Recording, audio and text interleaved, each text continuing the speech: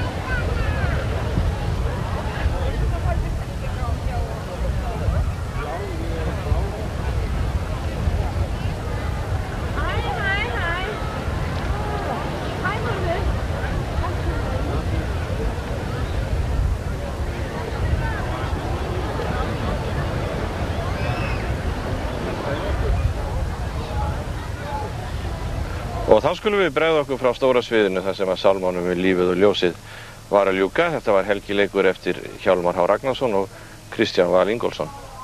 Já, kannski áður en að lengra er haldið þá skulum við rifja það upp hér að það er hæg umferð til Þingvalla en hún hefur nú aukist eitthvað. Það er talið að svona 400 bílar á klukkustund fari hér austur og lögreglan segir í stjórnstöð að þetta sé svona svipuð og góð sunnudagsumferð.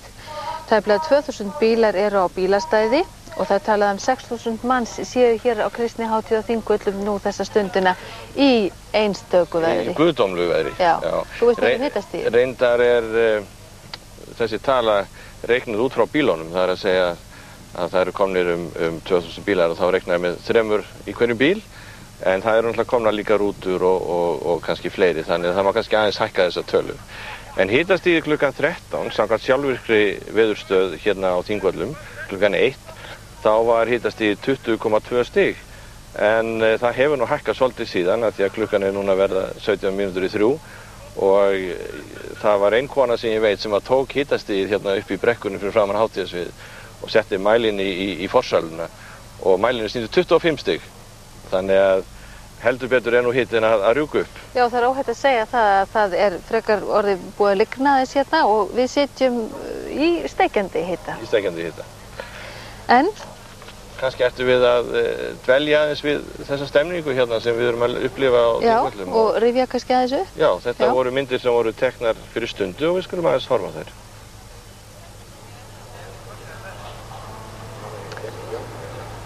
Það er rosalega heitt.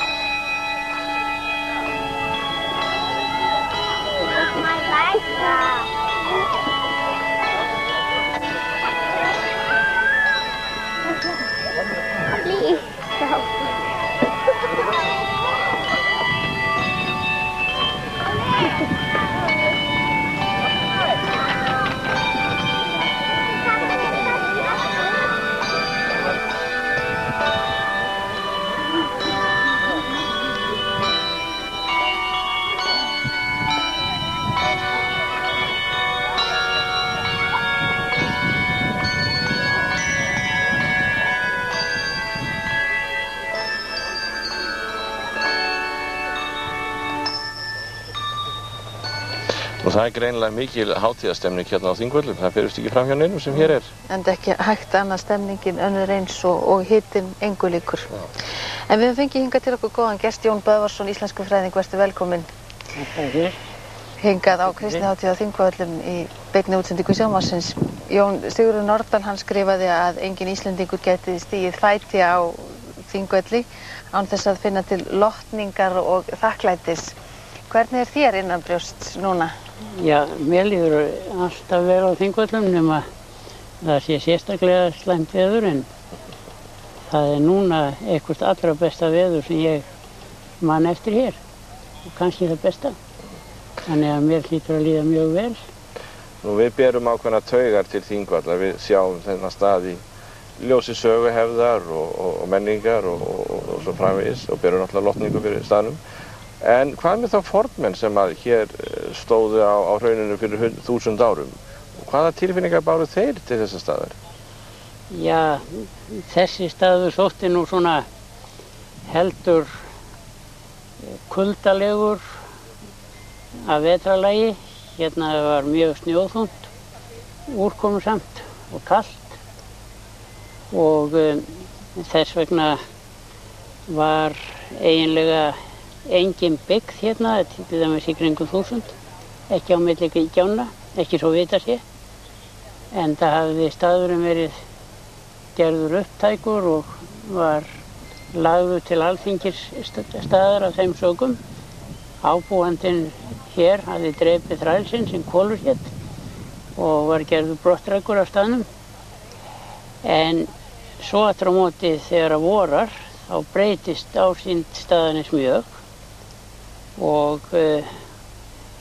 af því þú vitnar í Sigurð Nordal þá segir hann í íslenskri menningu að einmitt mánaðamóti júní-júlí þá sé einna fegurst á Þingvöllum. Þá sé allur gróður í svona blóma og hann minnist sérstaklega á blágressi og svo hve oft hérna hlýtt og notalegt. Við getum tekið undir það. Já, við getum gert það. En hvað með mannlífið? Hvernig mannlíf var hér fyrir 1000 árum? Já, sko, það eiginlega aðeins hálfur mánuður á ári sem þetta höfuðstaður Íslendinga og það var í heiðinni, þá var siður að hefja þinghald á 5. og í 10. viku sumars og það má segja að svona 2-3 dögum áður þá hafi menn farið að koma hingað til þess að svona dytta að búðum sem að þurfti að tjalda og koma fyrir föggum sínum, matvælum, húðpokum og öðru slíku. En á þessum degi þá streymdi hingað fólk af öllum fjallvegum.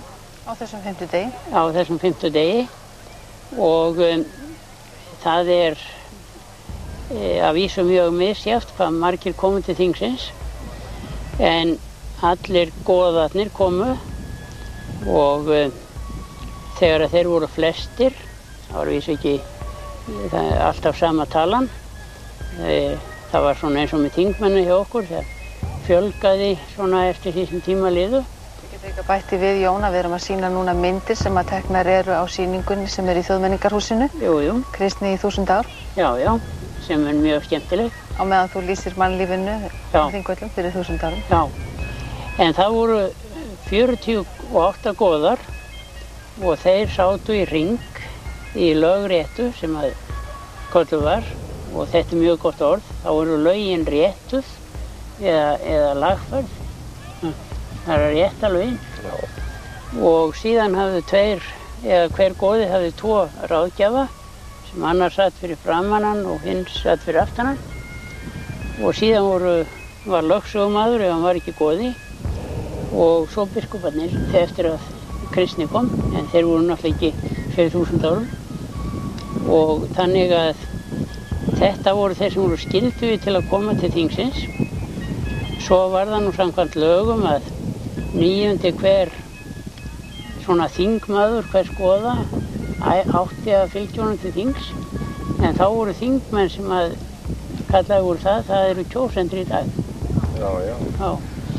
En eitthvað gerist nú meira en bara þingið? Jú, það var bara eiginlega sá þáttur hér sem að er sögufrægastur, en þetta var þjóðhátíð og hingað þyrptust menn á öllum aldri í ýmsum erindagjörðum, og þegar að mikið var, eða búist var við miklum tíðindum, þá er talið að það hafi farið í 5.000–6.000 manns sem hér voru, en þegar lítið var að vera þá kannski bara rúmlega 1000.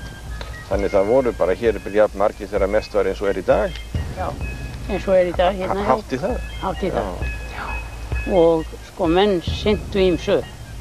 Það var nú í fyrsta lagi að menn sem voru að koma frá útlöndum og skipin komu yfirleitt í hafnir, Eyrarbakka eða Þerneyjasund eða svona hér í námunda, þá komu menn yfirleitt á Þingvöll fyrst, og sérstaklega kaupmennirnir, því að þeir höfðu ýmsan varning til sölu sem að fólk vildi kaupa, bæði nauðsynjavörur og tískuvörur og ýmislegt fleira, þannig að það var mikil kaupstefna hérna.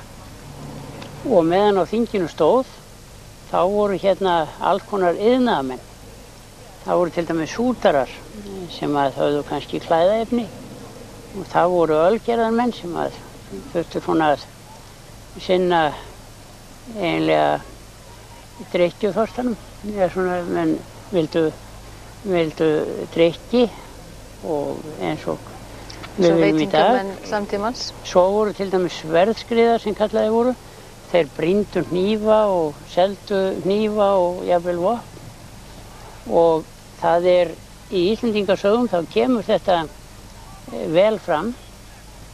Það er til dæmis, við skulum segja, í Njálu, þegar er sagt frá flótta brennumanna hérna framhjá, og þegar þeir fara fram hjá búðum, þá er til dæmis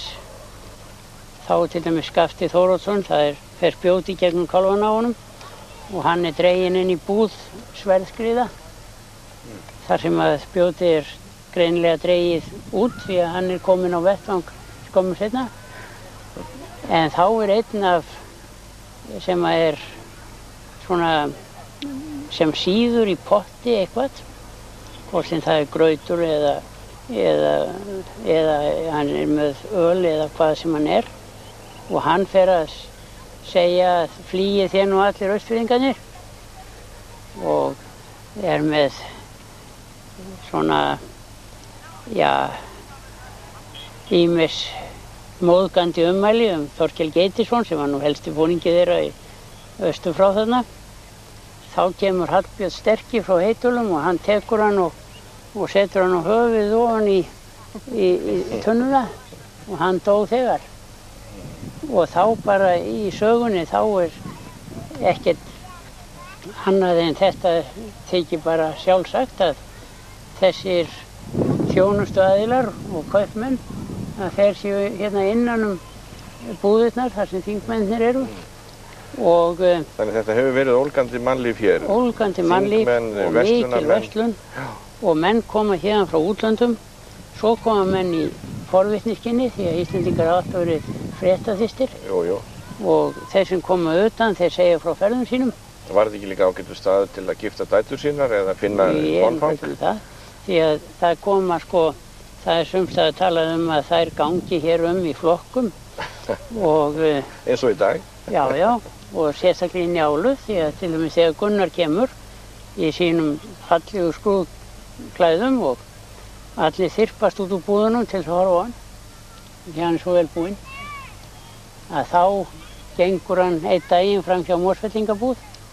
Þá kemur kvennaflokkur á móti honum og hún er skrautbúnust svo sem fremst gengur, og hún ávarpar Gunnar og vill fá hann til að segja frá ferðum sínum, og hann vill ekki varna henni máls, og hún kynnir sig, og það er þá Hallgerður Höskuldsdóttir úr Dölum vestur. En eftir hverju fór það? Þú sagðir að fjöldi gesta hér á Þingvöllum gat verið allt frá 1000 upp í 5-6.000 þegar mikið var að vera. Já, sko, á undan Alþingi þá voru héraðsþing og á héraðsþingum þá var ráðið til lykta flestum málum sem vörðuðu bara héraðsmenn.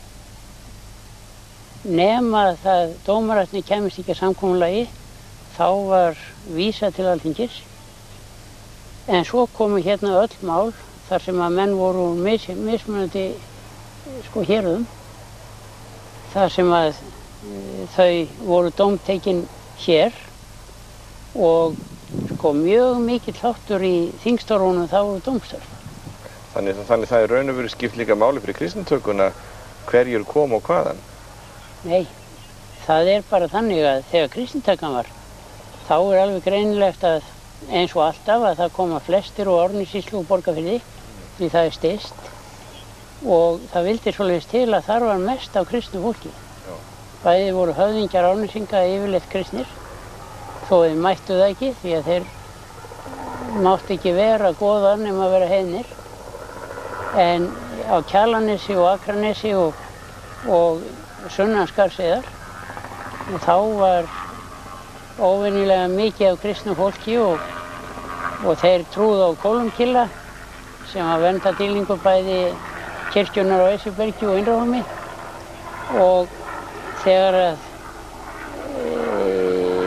þegar menn vita að eitthvað mikilfenglegt eða umdeilanlegt er á seiði þá koma miklu fleiri heldur en ef það er ekkert tíðinda. Að vísum koma menn að hitta vini sína, ættingja og líka og sýna sig og dætur sínar og sinni og jú, hér var giftingamarkaður og það kemur líka vel fram í Íslendingasögum. En þeir sem bjuggu næst komu alltaf? Þeir sem bjuggu næst komu alltaf? Já, þeir komu oftast. Því að það er þegar menn verða að til dæmis sumstaðar á Austurlandi þá er þetta 7 vikna ferðalag. Og menn eru rúman halvan mánuð bara á leiðinni, hvora leið, og svo 2 vikur hér. Það gat farið alltaf fyrir 7 vikur. Ef það var til dæmis slæmt veðurfar og annað því líkt. Þannig að þetta er ekkert smá ferðalag. Og þess vegna fóru menn miklu síður úr þessum héruðum, en svo þegar menn eru komnir hingað og spyrja frétta úr öllum landsfjörðungum og frá útlöndum og annað því líkt, þá fara menn heim og flytja fréttirnar og það er spurt þar hvarvetna, alveg frá Útnesjum og til Afdala. Þannig að þetta er eiginlega fjölmiðlaþing. Þetta skiptir kannski miklu máli að sameina þjóðina og kannski jafnvel varninni því að uppspruttu mállýskur eins og til dæmis í Noregi. Jú. Sko í Noregi var engin slíkur staður. Það eru mörg þing, en til dæmis þeir sem fara til Gulaþings í Sogni og þar í Grend, þeir hafa engin samskipti við þá sem fara á Frostaþing í Þrándheimi og þó að þetta ætti að heita eitt ríki, þá voru sífelldar deilur, til dæmis milli Víkverja í Grend við Ósló og Þrönda í Þrándheimi. Þannig við getum prísa okkur sæla fyrir Þingvelli. Já, en það er náttúrulega eitt sem menn verða að trúa. Sko, þetta er engin miðstöð valds eða valdastofnana nema þennan hálfan mánuð og þetta er heldur ekki miðstöð verslunar eða atvinnulífs nema að menn koma hingað þennan hálfan mánuð, en mest allt árið þá er þetta óbyggður staður. Nú við þurfum að halda áfram með dagskrána. Við þökkum þér kærlega fyrir komuna, Jón Böðvarsson, íslenskufræðingur. Og kannski áður en við kynnum næsta dagskrálið, ættum við ekki að rifja upp þá fréttir af umferð? Jú, við ættum kannski aðeins að spjalla. Og hitastig? Já, og hitastig það fyrir vaxandi hér, það fyrir ekkert á milli mála og ég veist að við séum komið vel upp í 25 gráður hér núna. Það er eiginlega steikjandi hiti hér. Það er steikjandi hiti, það fyrir ekkert á milli mála. Heit gola. Umferðin hefur verið að aukast og hún hæg, gengur mjög vel og stjórnstöð ríkislögreglustjóra í Reykjavík segir að hún sé eins og góð sunnudagsumferð. Tæplega 2000 bílar eru núna á bílastæðinu. Og kerfið því þolir miklu meira, þannig að ykkur er alveg átt að keyra af stað. Þessi vegir taka við og skipulagið tekur við þessu. Já, og frítt í rúturnar, rútur frá Laugardalshöll. Það er hárrétt. En nú er að hefjast leiksýning á hátíðarsviðinu og það er Þrymskviða, leikhópurinn Æsir sem að mun flytja verkið undir handleiðslu Gunnars Helgasonar sem einnig hefur gert leikgerðina þessu sígildu eddakvæði. Hamrið Þórsmjölni hefur verið stolið og í skiptum fyrir dýrgripinn vill Þrymur Þursadrottinn fá Freyju ástargyðju. En Freyja neitar að fara og Þór Þrumuguð og Loki Laufeyjarson halda því til Jötunheima til að endurheimta verndargrip Áskars dulbúnir kvenvoðum. Þrymskviða er sögð vera skemmtileg forneskja fyrir alla fjölskylduna og það er kannski hægt að taka það fram að kristnihátíð virðist vera mikil fjölskylduhátíð því hér er fólk á öllum aldri. Það er varla tilfallur og betri staður fyrir börn og fjölskyldur en einmitt hér, en góða skemmtun, Þrymskviða kemur nú.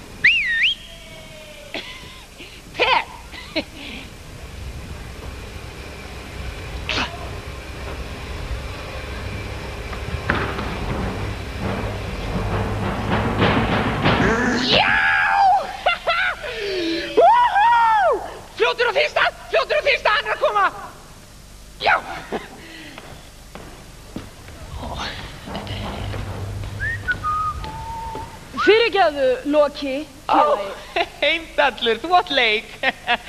Ég held þú vissir það að ég heyri svo vel að ég heyri grasið gróa. Ég heyri svo vel, þó ég segi sjálfur frá, að ég heyri snjóinn snjóa.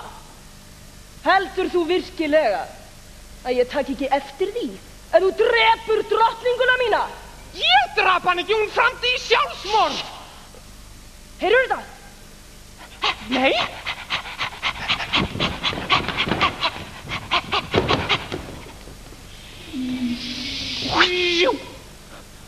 Þór er alveg brjálaður heima hjá sér. Hann er að rústa bleytinu.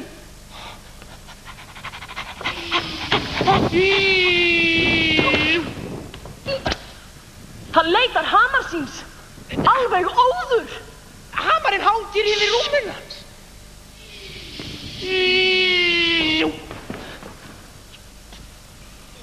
Hann er bara á leiðinni hingað, finnur. Að leita þér. Að mér?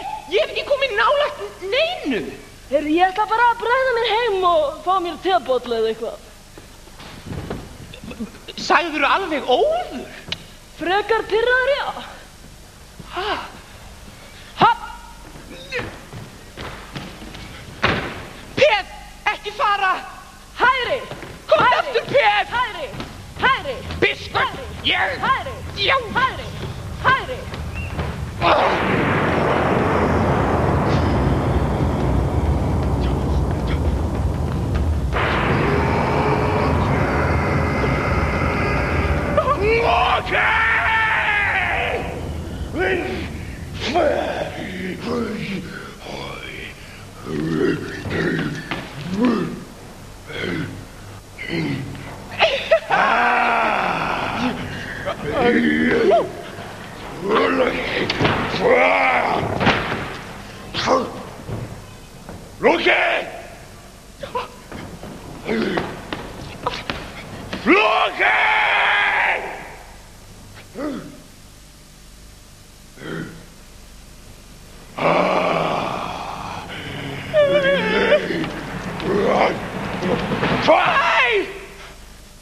Hæ!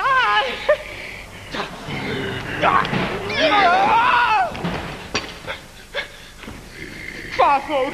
Hvað? Segðu mér það!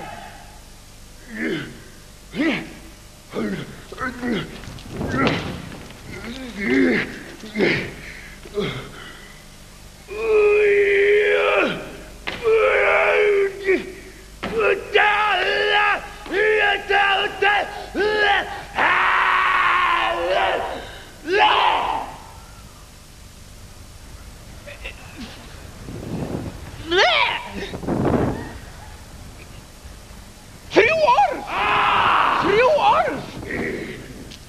Fyrsta orð? Þú! Ég? Annað orð?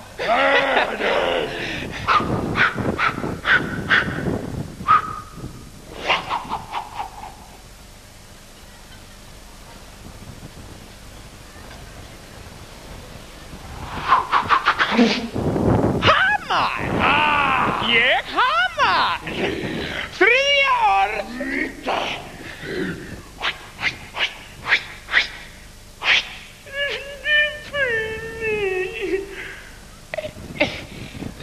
Einu sinni enn!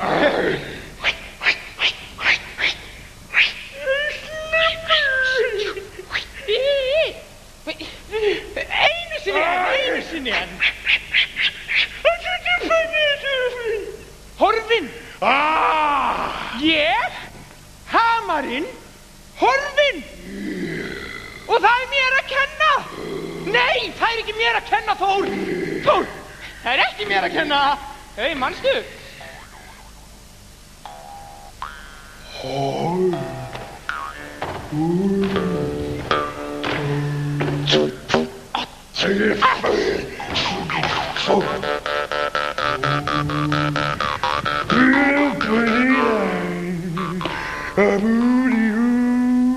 Virkar alltaf. Tóti, bara anda. Anda djúpt. Já, eða syngja. Jæja. Talaðu nú.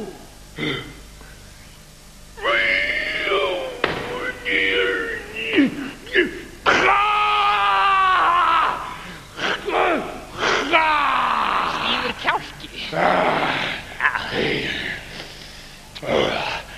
Heyrðu nú, Loki, hvað ég nú undi ei veit jarðar hvergi né uppi minnstu.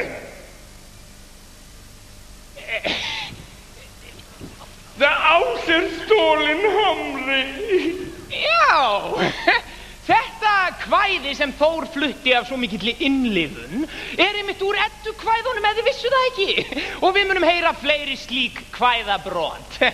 Já, en það sem Þór að reyna að segja að hamarinn horfinn.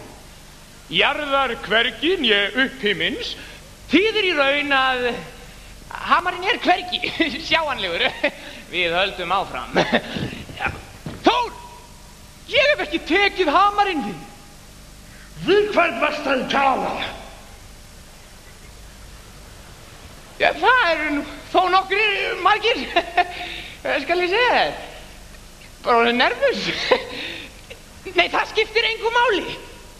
Ég veit þú heldur að ég sé viðriðin málið, en trúðu mér, ég á enga sök á. Þetta hef ég heyrt áður. Þú plata mig ekki svona öðvöldlega. Þú verður að trúa mér. Ég hef fjarvistarsönnum. Fjarvistarsönnum? Já, spurðu bara Heimdall. Ég hef setið að tafli í 7 daga og 7 nætur og ekki unnið eina einustu skák. Lofaru? Ég sver við höfuð Mímis. Hver tók hann þá? Það veit ég. Hver?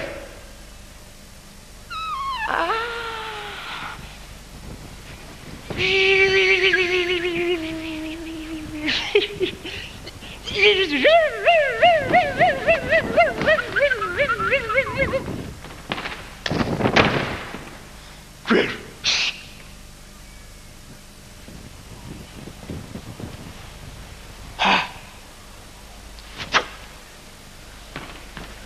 Þrymur, Þyrsa drottinn. Ég vissi það.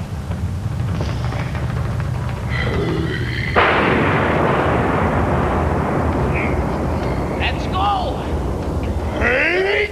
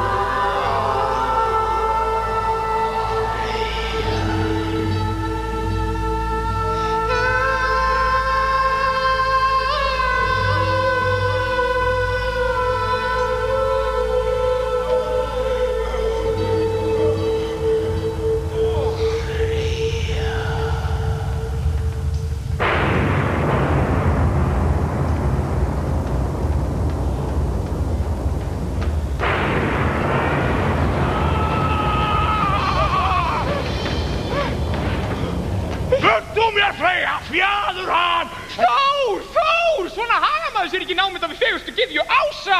Come on! Þetta er Freyja! Þú viltu svo hafa þig til áður en þú opnar munnin. Loki Laufeyjarson. Ég er ekki vön því að ribbaldar rifjist inn í rekku mína á meðan ég hvíli mig milli ástarleikja. Ég biðst afsökunar Ég efast ekki það. Fagra Freyja. Við biðjumst afsökunar, ég og Þór. Þór. Þór. Þór.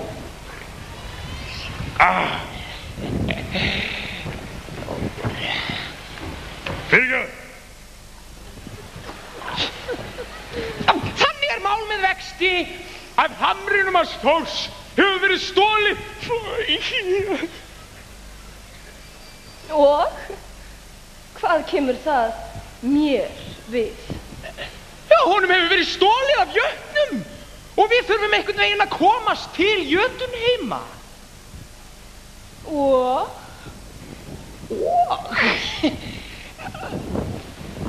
Þór. Þór.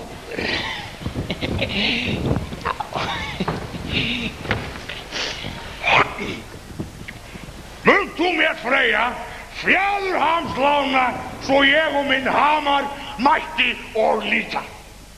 Það er að segja, megum við fá lánaðan Fjaðurhaminn þig? Ég veit alveg hvað hann Þór er að segja við mig.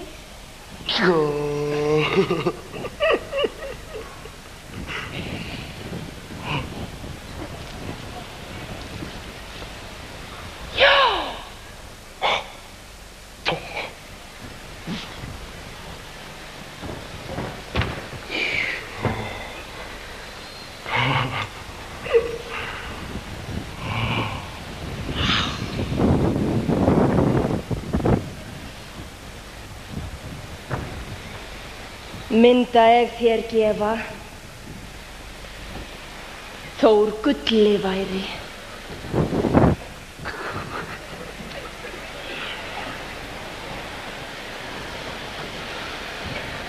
Og þó selja. Freyja!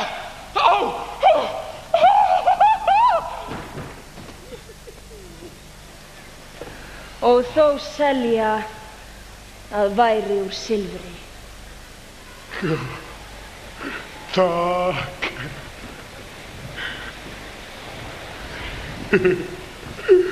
Wow. Okay, frábært. Hasta la vista, baby. Vamos a la playa, Thor. Let's go!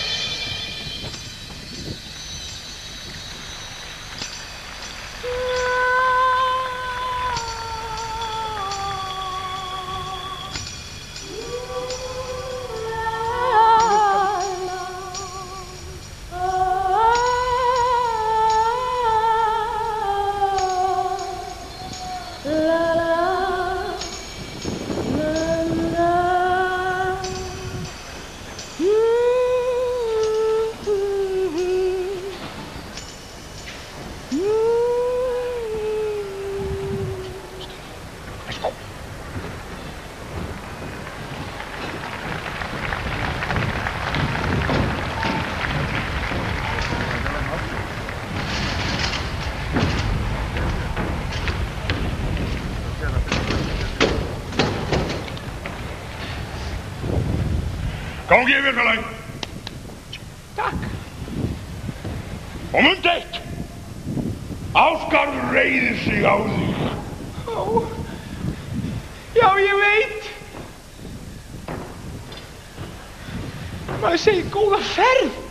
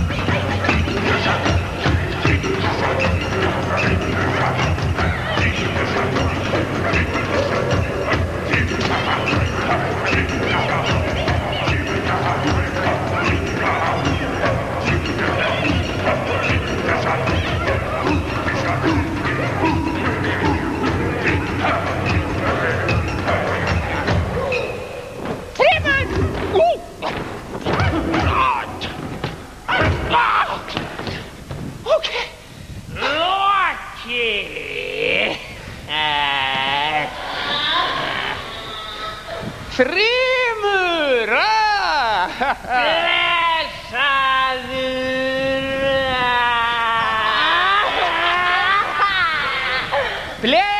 Blessaður, Þrymur!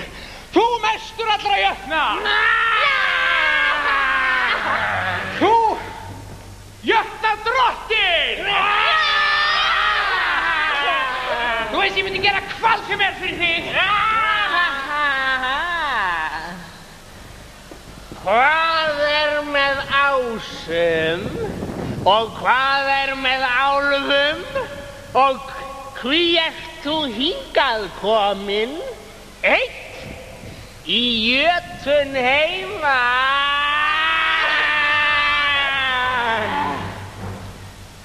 Illt með ásum, illt með álfum. Hefur þú hlórrið að hamar fólkin?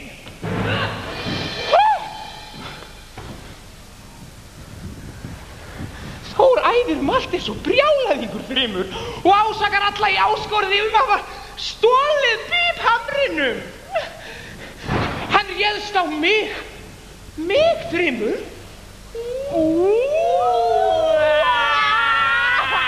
Og lætin í honum að gera allan vitlausa. Það var meira sem borist kvartanir héðan úr Jötunheimum. Og svo fyrir utan það, kæru áhorfendur góður, þá geta jötnar gert innrás á hvaða stundu sem Því hamarinn í raun eina vörn Ásgarðs. Án hans Þór nefnilega bara eins og lafandi lostakústur. Við höldum áfram. Ég veit þú hefur gripinn, gamli gaur. Getum við ekki komast að einhver samkomulagi? Ekki eitthvað sem að þig vantar hingað í Jötunheima? Vantar? Nei. Já. Nei. Konu.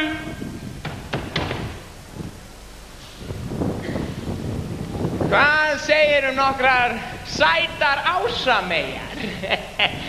Jötnameyjarnar eru nú ekki beint árennilegar, ha?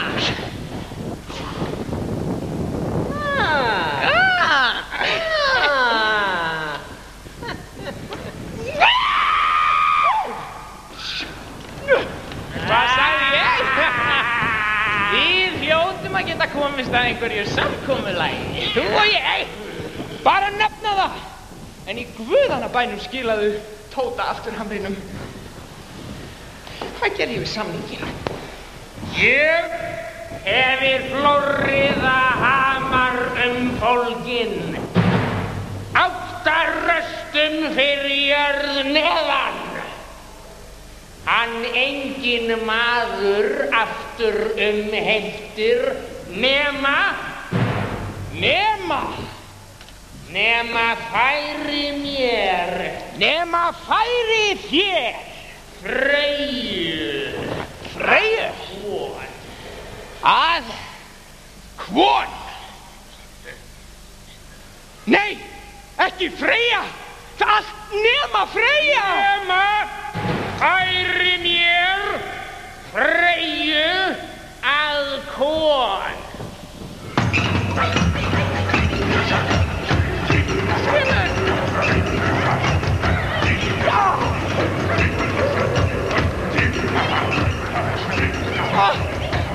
Helvíti, galdrajörð. Það alltaf ég. Alltaf þarf ég að redda öllu. Ég þetta ekki lengur. Ég segi upp. Á morgun. Okay, let's go.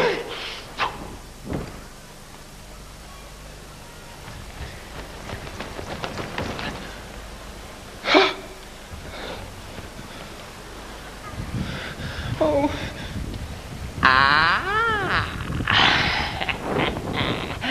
Okay, let's go.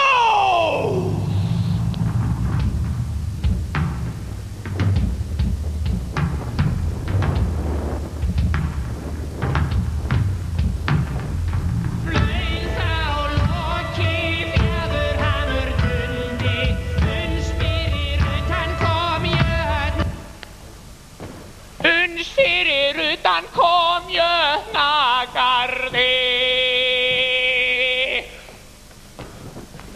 Takkið vel eftir.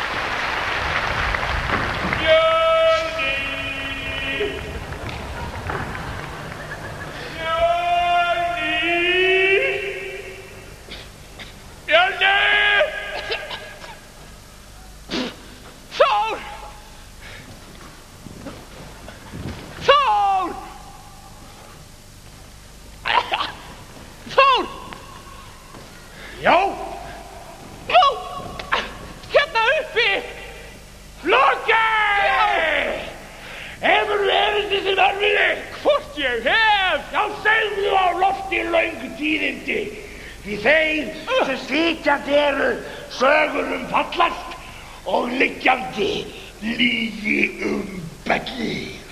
Hefi ég erfiði og erindi? Já! Þrymur hefur þinn hamar fólkin þessa drottin. Ég vissi það. Hann engi maður aftur heimtir, nema. Nema? Nema? Nema? Hvað? Honum færi Freyju að kon. Freyju að kon? Já. Okei. Freyja!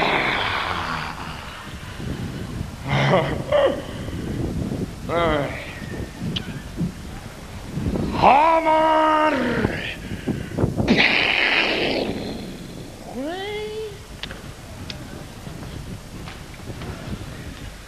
Freyja! Freyja! Freyja!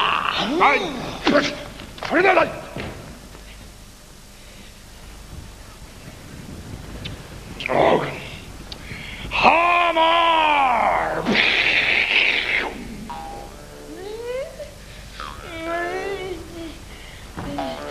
Freyja!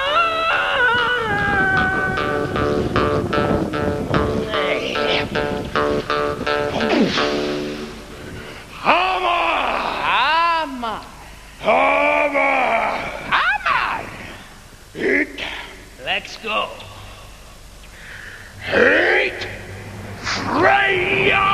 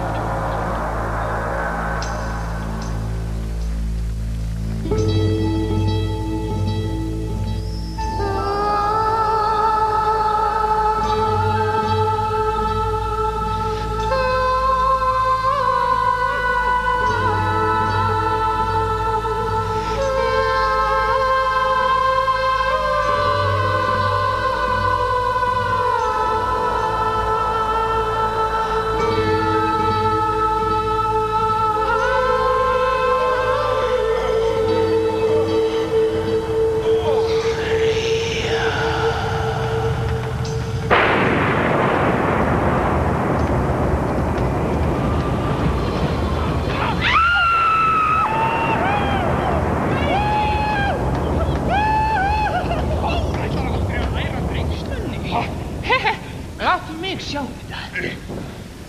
Sjáðu. Freyja! Loki, þú ert bara mættur aftur. Já, gaman að sjá þig sömuleiðis. Já, ég og Þór vorum svona, láta okkur detta í hug hvort það væri ekki góður tími og svona fyrir þig til þess að gifta þig. Gifta mig? Já, það gæti náttúrulega vel komið til greina. En færi eftir hverjum ég ætti að giftast. Já, ég og Þór, við erum búin að velta þessu máli vandlega fyrir okkur og við höfum ákveðin aðila í huga. Þú segir ekki. Alveg dagsatt. Já.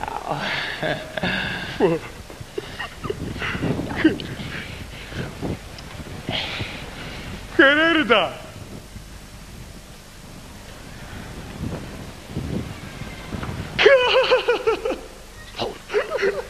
Já, það kannski ekki alveg sá sem þú heldur að það sé. Þetta Freyja? Þekkir ekki hana Freyju þína? Jú. Já. Þór.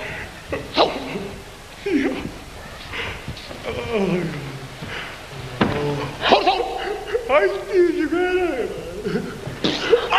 það? Hættu! Þór! Ok.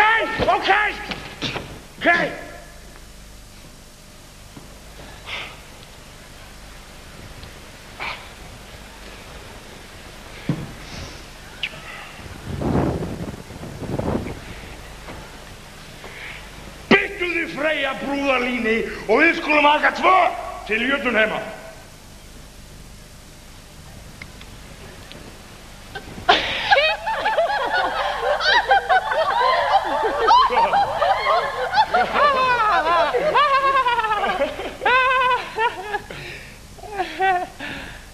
Mig veistu verða verkjarnasta ef ég ek með þér til Jötunheima.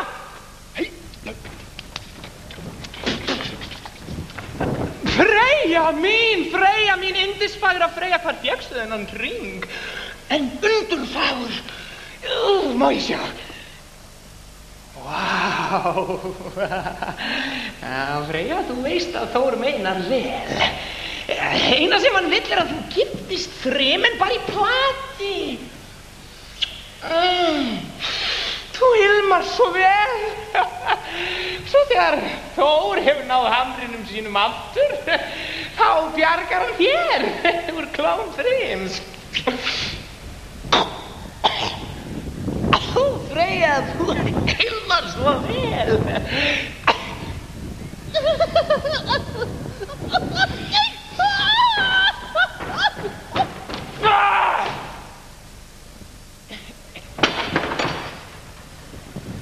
Bindum mér Þór þá brúðarlíni.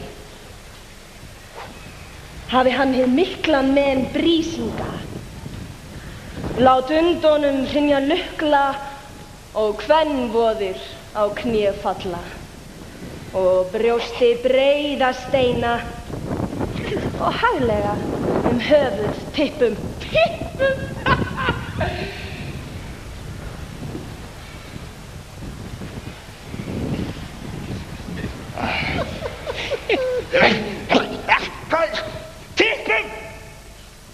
Mig munu æsir angan kalla ef að ég læt bindast brúðarlíni. Þegi þú, Þór, þeirra orða, þegar munu jötnar áskarð búa nema þú, þinn hamar, þér hinn. Hamar. Hamar?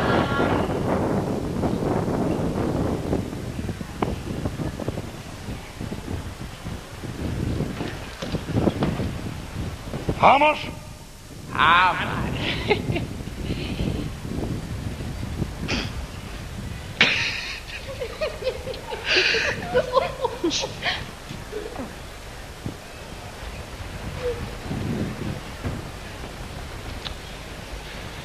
Ég mun og með þér ambátt vera. Við skulum aka 2 í Jötunheima og Þór var svo sætur. Ok, frábært, let's go. Náðu í hafrana. Hamrana? Náðu í hafrana. Hamrana, þú átt bara 1 hamar, Þór. Hafrana! Allt í lagi.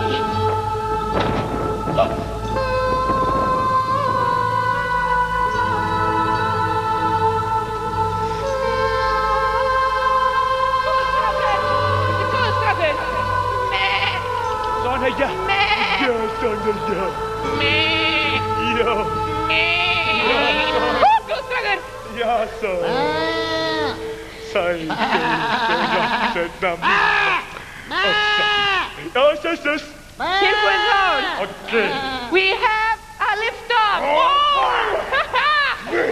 Þór. Få hana! Sterkur.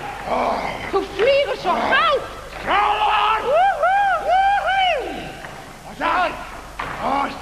Haltu vagninum stöðugum. Hraðar! Ég þarf að mála mig. Mála mig? Ég þarf að mála mig. Haltu vagninum stöðugum. Hraðar! Ég er að mála mig hérna. Þór, Þór, það er rautt. Það er rautt. Hvað segirðu? Það er rautt. Er rautt? Það er rautt. Er rautt? Það er rautt.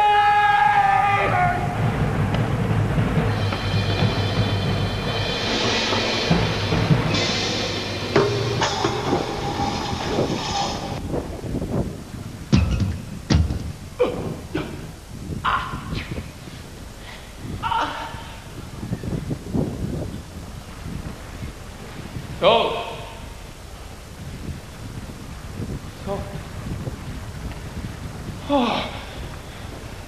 Og þar með lauk sögunni Þór og hamarinn.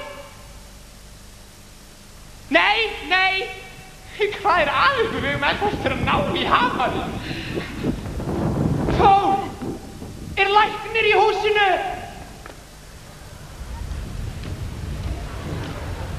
Þór!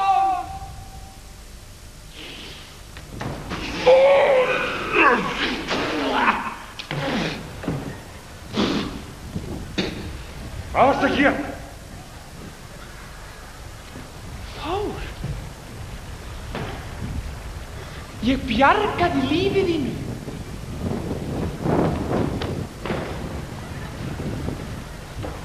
Ertu argur, félagi? Það allt í lagi. Það allt í lagi. Þú varð mín að blessa.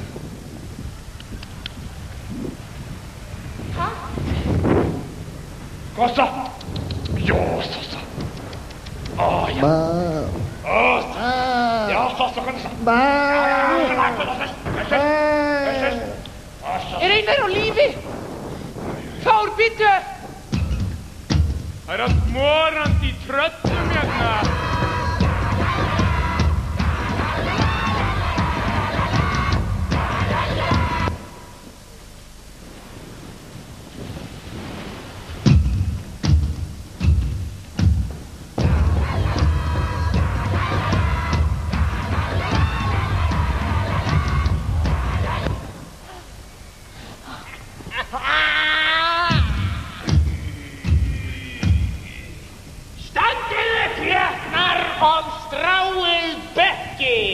Nú færið mér Freyju að kon, Njarðardóttur úr Nóatúnum.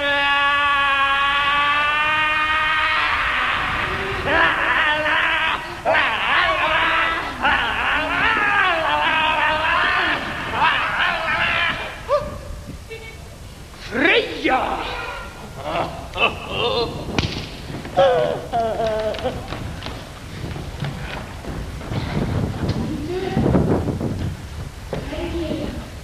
Freyja!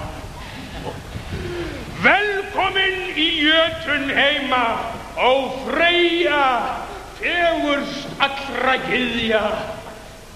Ó, Freyja, Freyja.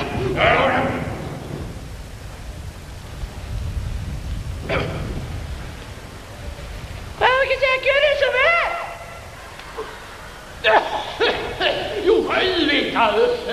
Gjörðu svo vel, Freyja. Takk.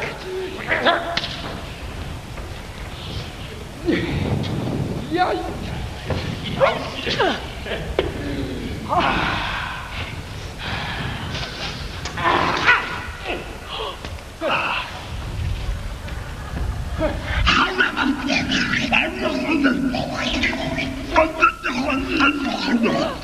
Þetta fyrir alla!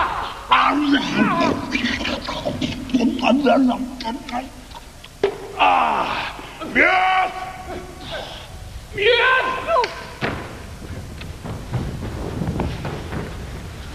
Sáka aldrei brúðir býta hvassara? Hvar sáttu brúðir býta breiðara?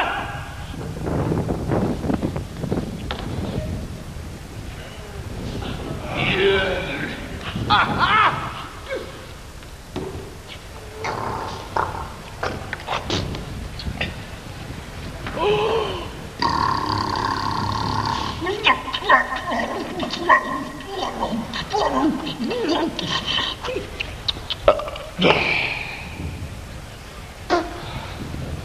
Ég meihitt meiri mjöð drekka. Vætur Freyja 8 nóttum. Svo var hún auðfús í Jötunheima.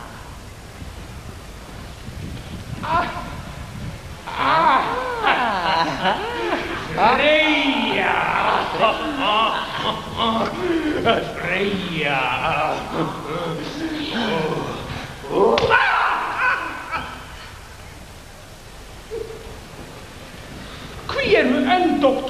Freyju. Sýnist mér úr þeim eldur brenna. Svaf vætur Freyja 8 nóttum. Svo var hún auðfús í jötun heima.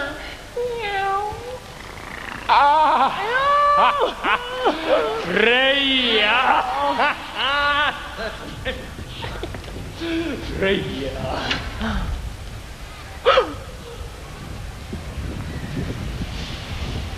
Láttu þér af höndum hringa rauða ef þú ellast vilt ástir mínar allra helli.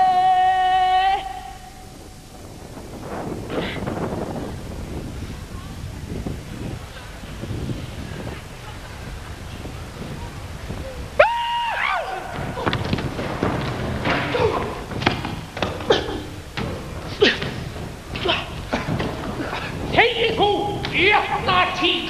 Jú.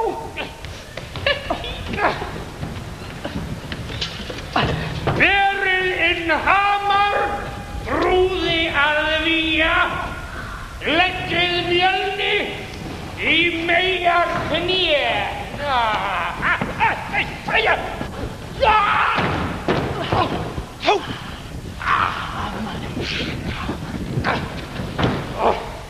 Freyja, víið okkur saman, várar hendi.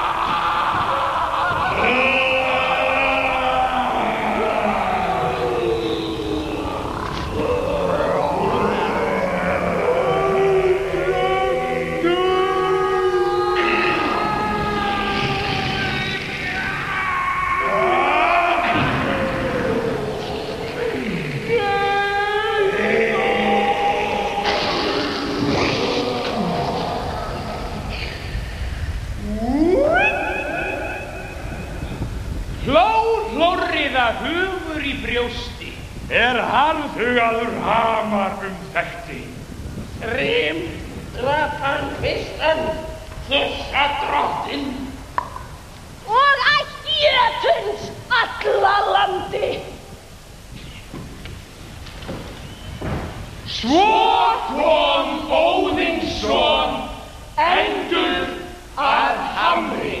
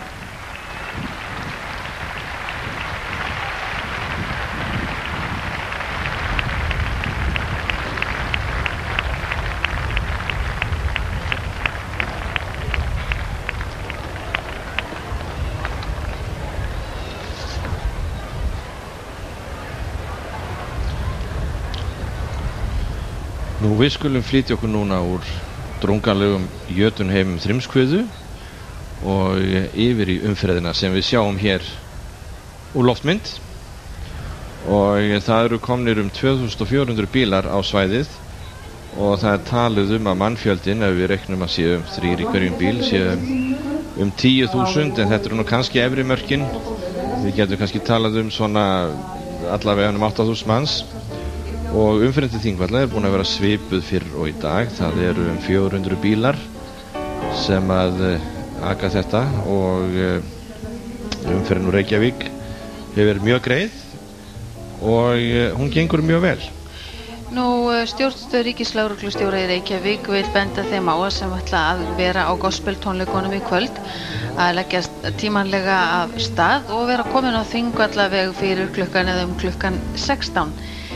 En þeir leggja líka mótshaldarar vilja benda á það að rúturnar ganga á klukkustundarfresti frá Laugardalshöllinni og þær fara Nesjavallaveig og það jöfn umferð og hún gengur vel.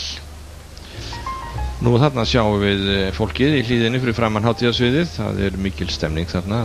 Fólk að koma sér fyrir og ganga í burt eftir atriðum og það mikil sól hérna og mikil hiti. Það örugglega 25 stiga hiti hérna í brekkunni og það ljóst að fólk það orðið ansi heitt í hamsi ef þannig var komast orði. Það líka steikjandi hiti og það ekki hægt að segja annað en að kristnihátíð á Þingvöllum í dag sannkölluð fjölskylduhátíð því að hér fólk á öllum aldri og mikið af börnum og foreldrum og eldra fólki. Eins og við sjáum að þessum myndum. Það bæði ungir og aldnir og... En á meðan við njótum þessara mynda hérðan frá Þingvöllum þá ætlum við að hlusta á alþingiskantut eftir Pál Ísólfsson við ljóð Davíð Stefánssonar frá Fagraskógi en þetta verk var einmitt samið árið 1930 í tilefni 1000 ára afmælis Alþingis Íslendinga. Já, sú hátíð sem haldin var hér á Þingvöllum sama ár og svo fyrsta í röðinni af þeim hátíðum sem hér hafa verið haldnar á síðari tímum. Þannig 3 ára þjóðhátíðir sem hafa verið haldnar á Þingvöllum. Það lýðveldishátíðin 1944 sem 1100 ára afmælis var byggðar á Íslandi var minnst og svo það 50 ára afmælishátíð lýðveldisins árið 1994 og svo það kristnihátíðin í dag sem fagnar því að 1000 ár liðin frá því að kristni var tekin á Íslandi og það einmitt hér á Þingvöllum þar sem þetta fólk situr nú. Og við skulum nú hlýða á kór íslensku óperunar Karlakórinn Fóstbræður Sinfóníuhljómsveit Íslands og Arnar Jónsson leikara flytja brot úr alþingiskantutinni meðan við virðum fyrir okkur myndir frá Þingvöllum eins og staðurinn birtist okkur í dag.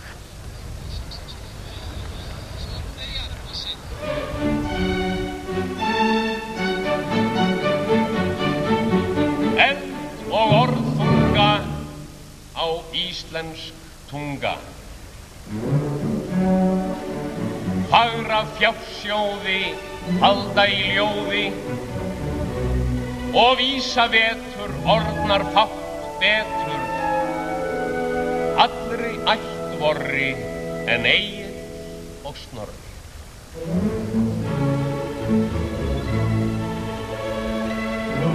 Því lifir þjóðin að þraut ei ljóðin átti fjöll fögur og fornar sögur mælti á máli sem máttugra stáli geymdi goð hreysti og guði treysti.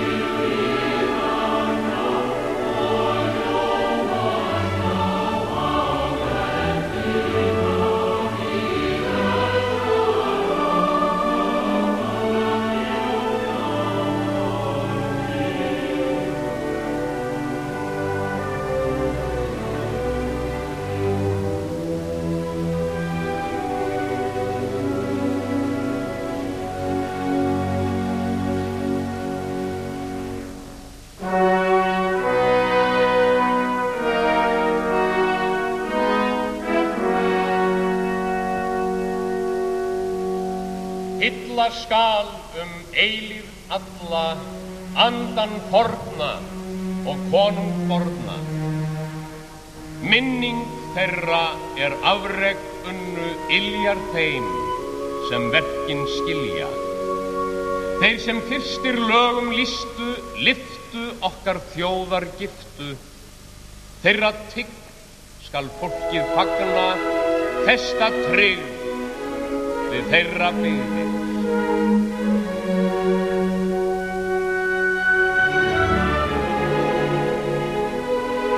Þessum völlum unna allar ættir lands og hollu vættir.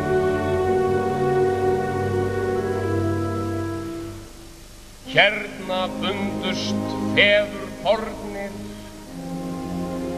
fyrr á dögum ríkislögum. Þessi berg og heiðnu hörgar heyrðu góðan kristni boða. Þennan völl og hamra hallir hefur þjóðin vígt með blóði.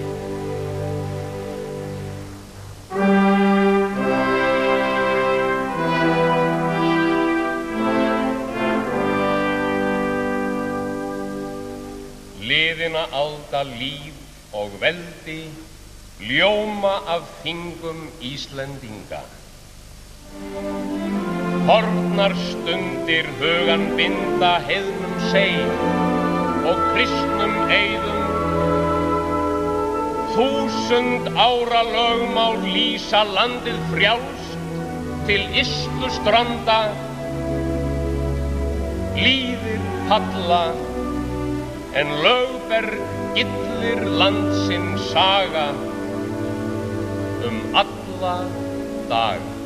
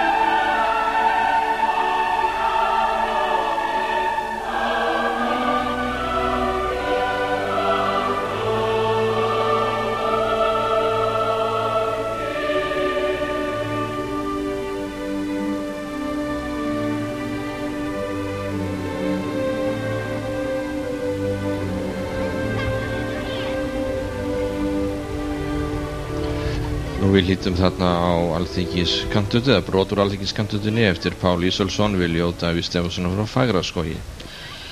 Næsta atriði á dagskrá er að drengjakór Laugarneskirkju er nú að koma sér fyrir á sviðinu, en söngdagskráin myndar brú frá heiðinni til kristni.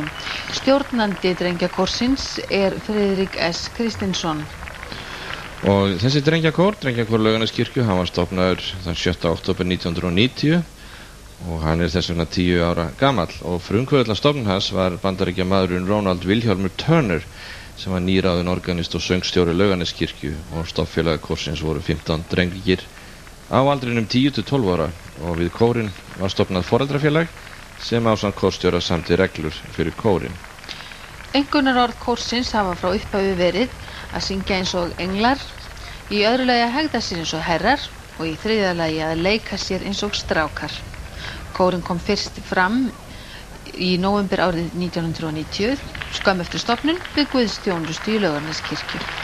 Og kórinn mun syngja hérna 6 lög. Það er Gefðu mér móðurmálið mitt, sem er íslenskt tvísöngslag eftir text eftir Hallgrím Pétursson, og Heilagi Guð á himn og jörð, það er texti eftir Helga Haldónason og eftir Henry Schultz lagið, og Logos Iste eftir Anton Bruckner, Vagnar og skólaslóð, og hér eru hafnistags fyrsta lagið, Gefðu mér móðurmálið mitt. Frá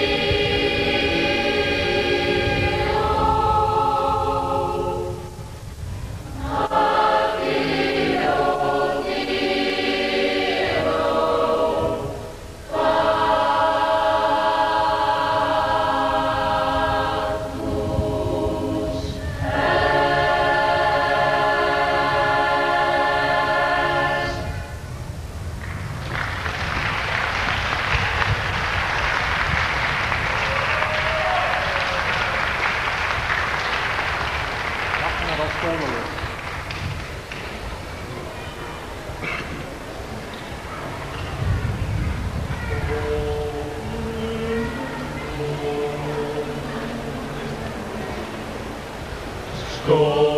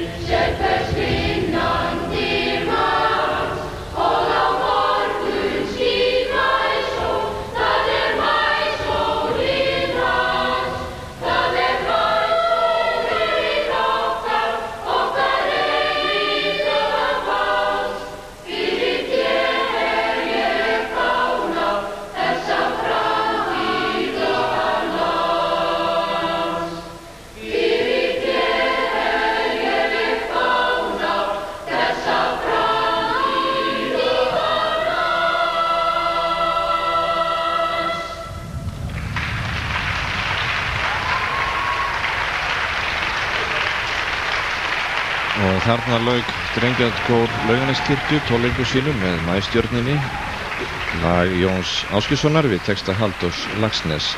Stjórnandi kórsins var Friðrik S. Kristinsson. Nú ganga drengirnir á sviðinu og við tekur leiksýning kristnitökuna og fund Alþingis á Þingvöllum árið 1000. Höfundar verksins Jón Örn Marinusson, leikstjóri.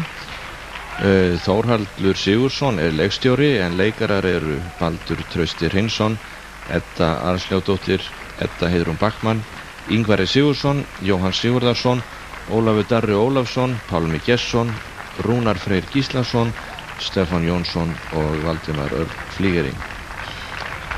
Já, og leiksýningin Undir feldi, hún hefst hér eftir örstutta stund, en verkið það endar á trumbuslætti sem tengist síðan inn í næsta dagskráratriði sem söngur söngflokksins Voces Tules.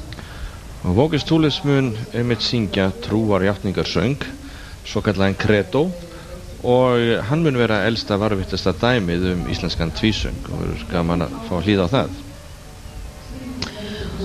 Og það styttist í það að leiksýningin Undir feldi hefjist hér á kristnihátíð á Þingvöllum á viðhafnarsviðinu. Drengjakór Laugarneskirkju hefur nýlokið söng sínum, en leikverkið Undir feldi Þorgeir ljósvetningagoða sem lá undir feldi áður en hann ákvað að íslenska þjóðin skyldi hafa ein lög og einn sið, nefnilega kristnina.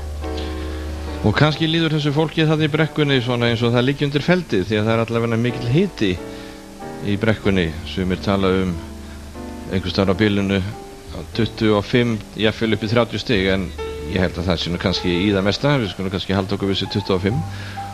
Og það enn verið að tala umferð til Þingvalla.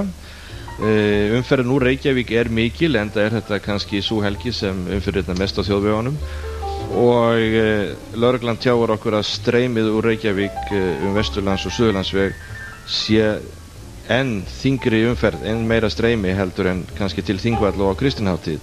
En umferðin gengur mjög vel og þetta skipulag hefur verulega skilað sér og bílarnir geta streymt óhindrað áfram. Það ekki nein vandræði með umferðin. Og mótsaldarar vilja líka enn og aftur minna á rútuferðir frá Laugardalshöllinni, en það fara rútur á klukkutíma fresti frá Laugardalshöllinni þar sem næg bílastæði og það frítt í rútur og þær fara klukkustundar fresti, svo áður segir, á heila tímanum í hver skipti. Enda sjálfsagt að nýta sér þá þjónustu og þau rúturnar keyra Nesjavallaveg sem að opinn aðeins rútum. Og það hefur þó ekki komið til þess að það sé neitt að sú umferð gangi hraðar vegna þess að umferðin mjög greið á Þingvöll og öllum óhætt að leggja af stað sem vilja. En reyndar þá fer nú að styttast í það að umferðin verið snúið við, en þannig snúið við klukkan 5 og þá hefst einstefna aksturs aftur í bæinn. En umferðin hefur gengið vel í allan dag og lögreglan segir að þetta hefur verið svona eins og góð sunnudagsumferð og þeir hafa hvatt, mótsaldarar hafa hvatt fólk til þess að leggja tímanlega af stað. Það líka talað að mótsaldarar hafa verið að benda gestum á að sé gott að koma í góðum skóm, því hér hægt að ganga víða og enda góðir göngustígar og aðstaða hér á kristnihátíð á Þingvöllum öll eins og best getur verið í þessu blíðskaparveðri sem búið að vera hér í allan dag. Nú við sjáum að þessu myndum að flest fólki situr eðlilega fyrir framan hátíðarsviðið, en þar fer dagskráin fram að mestu leyti þessa stundina og fólk bíður þarna eftir næsta dagskrárlið sem að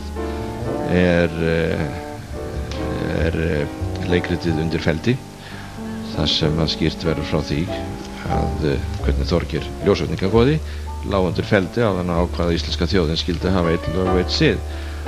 Og það komin smá gola núna á svæði sem dregur svona kannski úr mestu mollunni. En það hefur verið fjölbreytt í dagskrá á Þingvöllum í allan dag.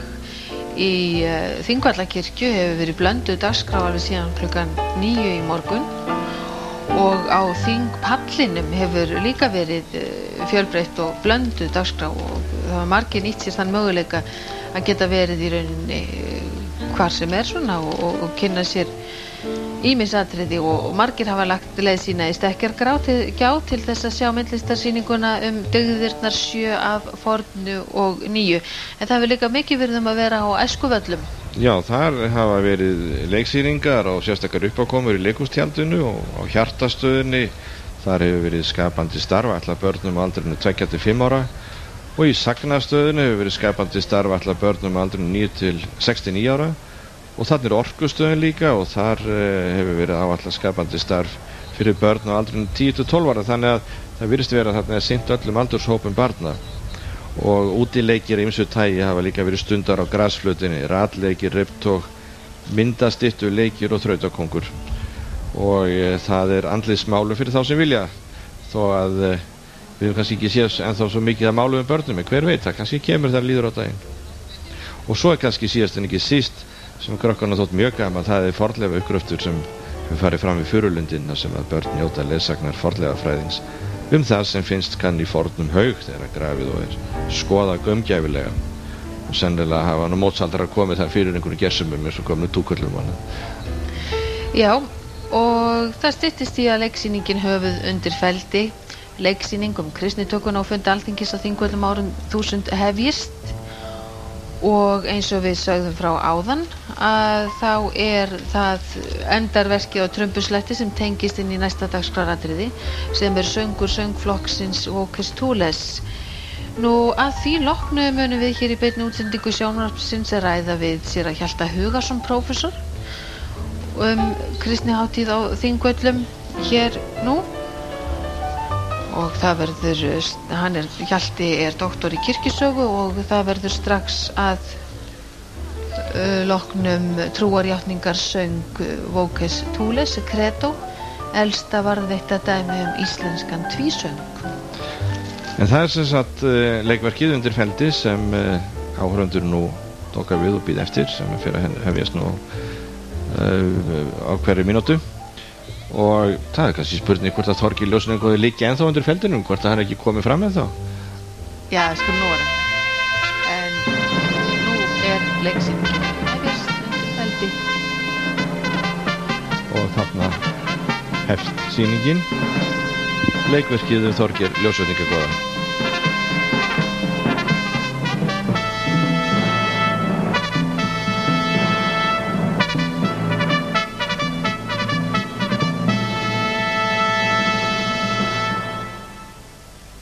Íslendingar, þetta eru svaðilmenni allir sem einn, útigangsfé, súruætur, hundheiðnir og dirfast að storka sjálfum Ólafi konungi Noregs. Þeir skulu fá að kenna á sakkafúnuholdi sínu að ég bæði óður og reiður. Lásið saman öllum íslenskum mönnum.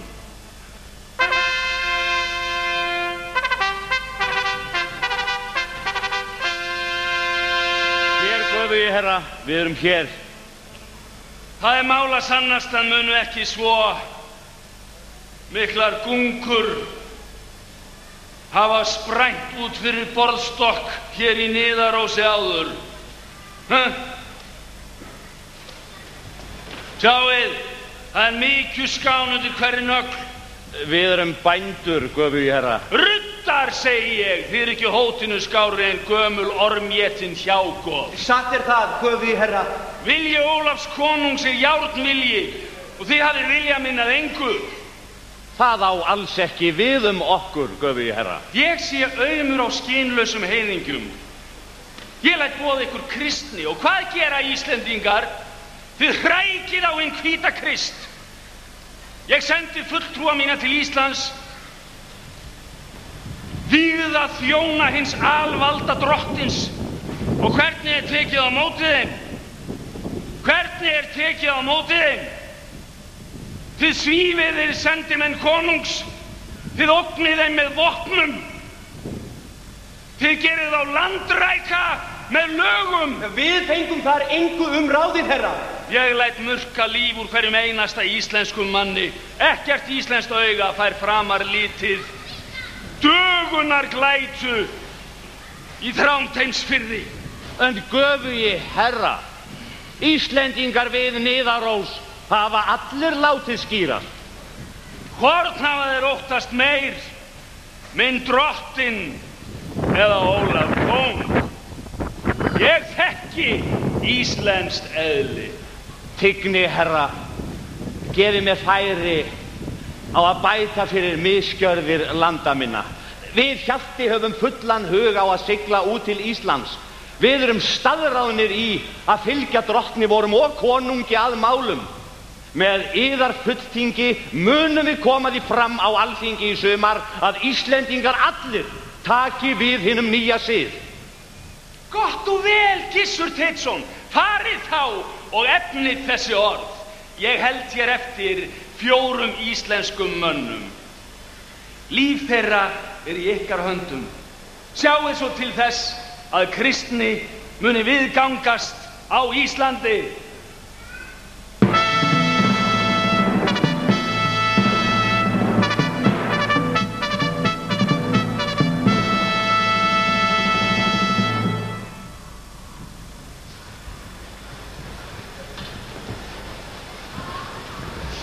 Þeir takast á, höfðingjar á alþingi. Þeir kasta á milli sig heitingum. Þær eru bitrar í eggina eins og sverði sem ég hvesti undir búðarveggnum í gærkvöld. Hann blæs kalt af jöklinum. Landið byltir sér. Ég hitt á hann hestastrák úr Reykjavík. Hann sagði grjótið log upp að byggðinni. Heilar sveitir fylkja sér vellina.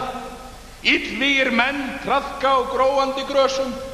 Höfðingjar murka líf úr fólki fyrir minni sakir en ágreiningum guðina. Já, fyrir mig, kotbánd á norðan, má það einu gilda hvort sjálfskipaðir höfðingjar bæti við sig einum guðinum enn. Kona úr Álftafirði sagði mér að nýji guðin væri öðruvísi en hinir. Guðir hafa aldrei komið mér að neinum notum. Guðir eru ekki fyrir alþýðskap. Í mínum augum eru guðir bara afsökun til að verða ærlega drukkin og blótum. Ég vil fá að starfa mín í friði. Sprettan góð. Takk að Guð. Ég gefst yfir tóm til að mynda spíkin á búðnaðinnar. Höfðingjarnir þor ekki að berjast. Aumingjar. Segir hver? Svo talar enginn höfðingja, nema hann telji sig bú yfir sömu eigindum og þeir. Það stemmir. Ég Þorkell, sonur goðans frá Ljósavatni. Sumir kalla mig Hák. Þú segir að menn séu sáttir. Þeir liggja fram á lappirnar eins og argir hundar. Menn fíla grön, þeir gjóa glyrnum hver til annars og urra. Hvað tekur þá við? Spyrðu Karl föður minn.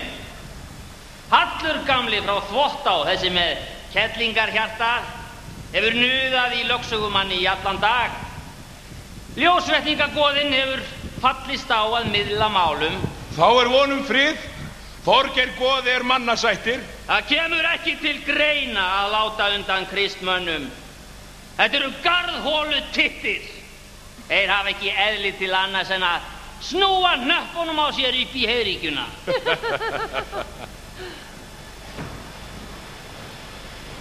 Ég hef axlað þunga ábyrgð. Ólafsmönnum tókst á að beygja þig. Það víst meira af gulli í skikkjuvösum kóngs en í mjólkurtrógum á Ljósavatni. Menn eru búnir að segja svo lögum hverju aðra. Ég sammála síðu Halli. Það gengur ekki til lengdar að í landinu búi 2 þjóðir. Við verðum að ná sáttum. Ég vorkenni þér, pabbi. Ég gat ekki vikist undan að reyna að finna lausn á málinu. Sérðu það ekki? Þetta verður allt í fullkomnu lagi. Við tökum bara á móti þeim eins og menn. Afgreiðum þá Gissur og Hjalta eitt skipti fyrir öll. Þú kallar á blóðug átök, upplaust. Öll atvinnustarfsemi yrði lögð í rúst, efnahagslífið í mólum. Það tæki margar kynslóðir að koma þessu þjóðfélagi eftir í eðlilegt horf. Viltu fórna öllu? Þetta er bara spurning einn nýjan guð. Það býr meira undir. Menn bíða þess út á völlunum að ég taki ákvörðun. Ég vil fá ró og næði. Þú skalt hugsa, pabbi. Ég gæti þess að enginn trufli. Þessi hönd býr yfir sömu hörku og hraunhellan. Mannsheilinn mjúkur. Þú skalt hugsa. Ég kreppi hnefa.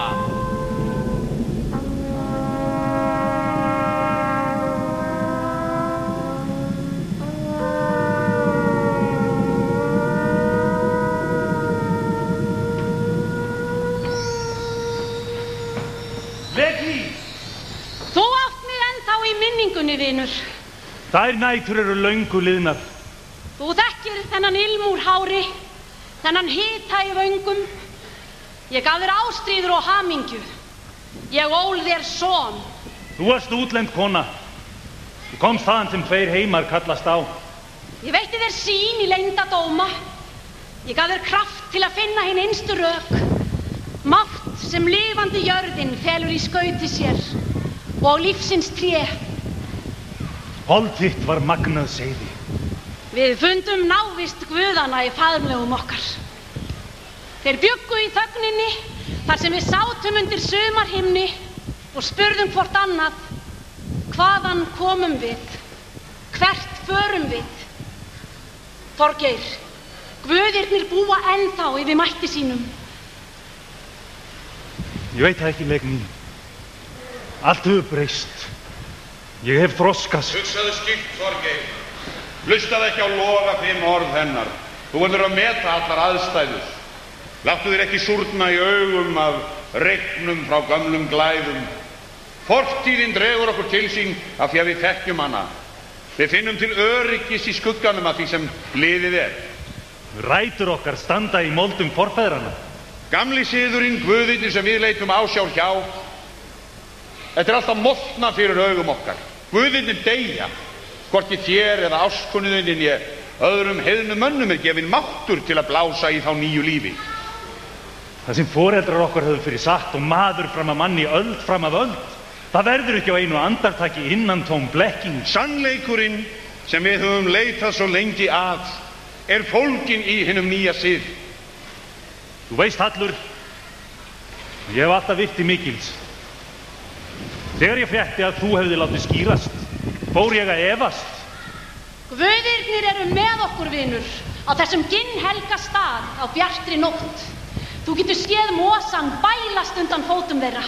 Mér finnst guðirnir hafa fjarlægst okkur mennina, af þeirra hefur þorrið. Þeir hafa hvergi reynt að snúast til varnar gegn hinum hvíta Kristi. Guðirnir ætla þér að standa vörðum þar sem okkur er dýrast og kært. Þú mátt ekki afneita trúðinni, Þorgeir. Hvíti Kristur og almáttur drottinn faðir hans, það er framtíðin, Þorgeir. Þeir færa okkur nýjan heim, veröld þar sem guðirnir elska mennina. Þér er boðið til öndvegis í höll kærleikans. Hjálpræði mannsins er kjarni tilverunar og það er liðin tíð að standa í sífelldri baráttu við öfl kaldlyndra guða. Hjarta mitt er veikt, hrollur í brjóstinu. Ástandið er ótryggt. Ég veit ekki hvorum ég á að trúa. Þú veist að við vitum báðir að allt byggir á því að þú sért raunsæl, að þú sjáir hlutina í réttu ljósi. Í réttu ljósi? Hvað er rétt? Það ríður á að finna leið til þess fyrst og fremst að afstýra átökum. Við verðum að treysta sættir manna á milli hér innan lands.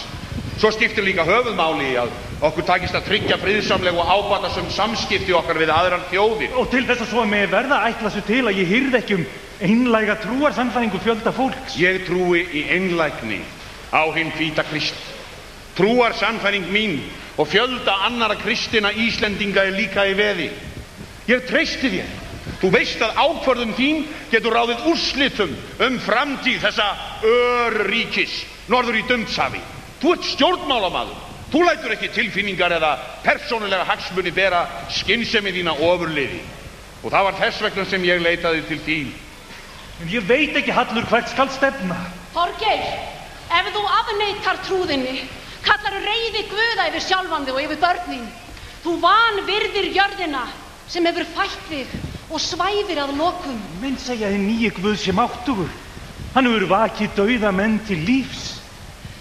Þú ert maður sem ég elskaði og virti fyrir hugrekki og staðfestu. Mig óvar við að sjá þig kasta guðum okkar í beljandi fossinn. En ég vil ekki horfa í straumiðu fljótsins, þar sem hún litast af blóði úr drengjunum mínum. Þú hefur engan rétt til þess að traðka í svaðið, sanna trú mína og heitar tilfinningar. Guðirnir hafa vissulega fært okkur margt. Ég hef leitað til guðana stuðning og leiðsögn og þeir hafa liðsinnt mér. Ég get ekki einu vetfangi kippt burtu undirstöðunum að heimsmynd heillar þjóðar, varpað útbyrðis, kjölfestum menningarinnar. Hver ég að halda ég geti útrýmt guðum? Einn maður. Þó mér sé falið mikið vald og friðurinn sé í húfi. Geta aðrir en guðir útrýmt guðum? Málið liggur ljóst fyrir. Öll ríki í kringum okkur hafa skipað sér undir merki hins alvalda drottins og hvíta Krists. Við verðum að treysta hvort öðru. Þorgeir, það allt í hættu. Þú fellst ekki einmitt í því vísbending að konungur hafi huga á að skipta sér af innanríkismálum okkar Íslendinga? Ég hallast... Sumir segja það skerði sjálfstæði okkar að taka lögformlega við hinu nýja síð. Ég hallast að því að það muni skerða sjálfstæði okkar enn frekar ef við afneitum tilmælum konungs, ef við fastsetjum í blindni að tileinka okkur hina heiðnu guði, einir allra þjóða í álfunni. Ég verður við það hér var. Þú trúir því líklega eins og aðrir heiðnir menn að okkur sé í upphafi ásköpuð örlög. Þetta eru þín örlög, Þorgeir. Örlög sem þú getur ekki vikið þér undan. Hvað gerðir þú í mínum spórum? Hér gildir eins og svo líkt oft áður, hér gildir að miðla málum. Við verðum að treysta sættir. Ólafur konungur er raunsær stjórnmálamaður. Á yfirborðinu læst hann ekki sætta sig við neitt minna en algjöran sigur fyrir málstað sinn og hins hvíta Krists. Hann hlýtur þó að geta fallist á nokkur sér ákvæði. Hann áttar sig á því að tilgangurinn helgar meðalið. Ég treysti þér einum til að finna þessa málamiðlun. Hugsaðu meir.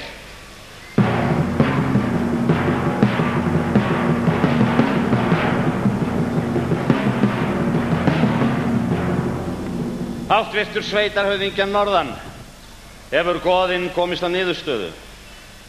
Þú Gissur hvíti, ert sildur maður. Þú ert málkunnugur þeim ráða fyrir stórum ríkjum. Þú veist hvað býr að baki ákvörðunum konunga. Mál af þessum toga verði ekki leyst á þeim stutta tíma nætur sól undir hafsbrún á miðju sumri í norðrinu úti af fjörðum. Goðinn á ef til vill erfitt með að koma málinu frá sér. Hann er orðinn eins og guðirnir hans, giktarstirður, kaldur þjófana og seinna að losa vind. Gættu þín, Hjalti. Ég óttast ekki bændur. Við skulum ekki egna sveitarmenn til illræða. Gamlir hundar bíta, séðum ekki strókið. Ég kæri mig ekki gælur ykkar. Geymi þær handa einum hvíta Kristi og vöngum konungs. Hann kann að meta hvíta mjúka og liðmjóa fingur sunnlenskra stórmenna. Hann er fann að glefsa. Látt hann vera. Þú skalt hafa í huga, Þorgeir ljósvetningagoði, hver staða mín og hvert afl þeirra sem fylgja hvíta Kristi alltaf fótskör hins almáttuga drottins. Lögsögumaður kveður ekki búrskurð sinn Gissur Teitsson að ótta við hótanir þeirra fólunum vald að miðla málum. Mér kæmi aldrei til hugar, Þorgeir Þorkelsson, að hafa í hótunum við þig. Þú ert maður sem ég virði mikils fyrir vitsmuni, þekkingu á lögunum og einlægan vilja til að ná sáttum. Það er aðeins tvennt sem ég vil að þú hafir í huga. Þarna er hvannabrúskur undir búðavegnum og á gjárbarminum limfögur björk. Sá er munurinn á ættum okkar, fjölskyldum, auði og áhrifavaldi. Báðir eigum við þó rætur í íslenskri mold. Það hefur aldrei tíðkast á sunnlenskum höfðingjasetrum að sættast við það sem göfugum mönnum ekki af skapi. Og þú skalt líka hafa í huga að Ólafur Tryggvason hefur unga íslenska höfðingjasyni í gíslingu Hann grimmur konungur. Hver má til þess hugsa ef úrskurður þinn verður roðinn í blóði þessara ungu manna? Þú sefur þá ekki rótt lengi sólarnætur í rekkjuðinni að Ljósavatni. Verður lítill styrkur af Þór og vesælt haldið á Skaufafrey.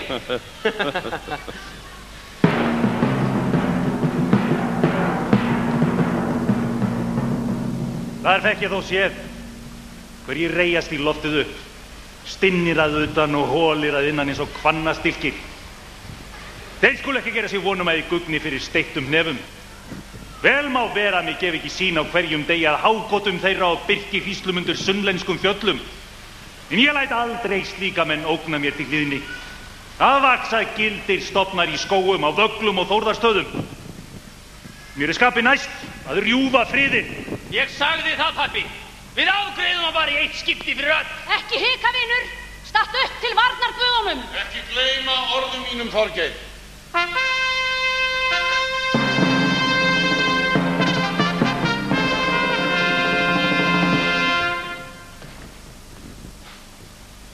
Þorgeir Þorkelsson ljósvetningagoði.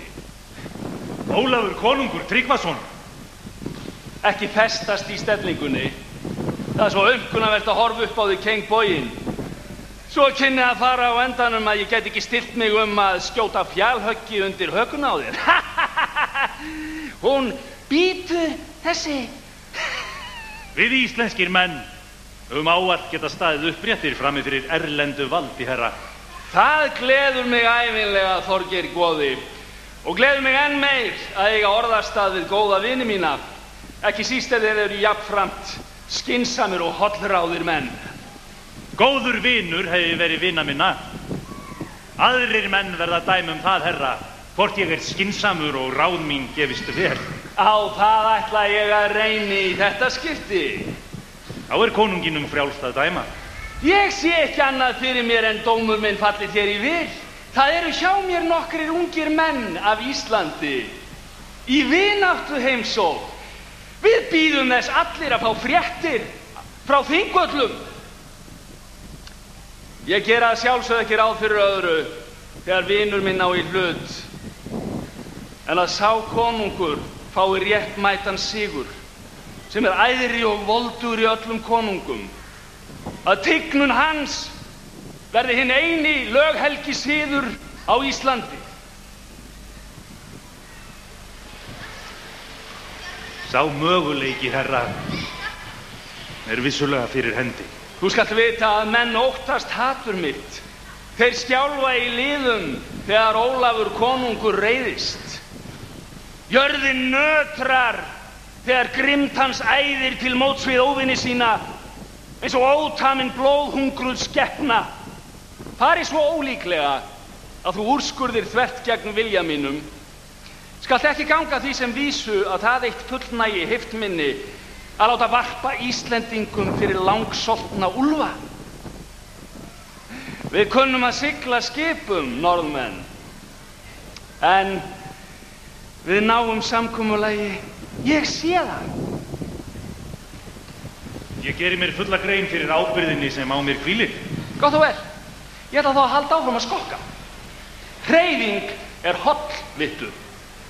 Góð íþrótt bætir heilsuna, þjálfar líkamann og styrkir taugarnar. Ég sé að þú hefur svitnað á meðan við töluðum saman.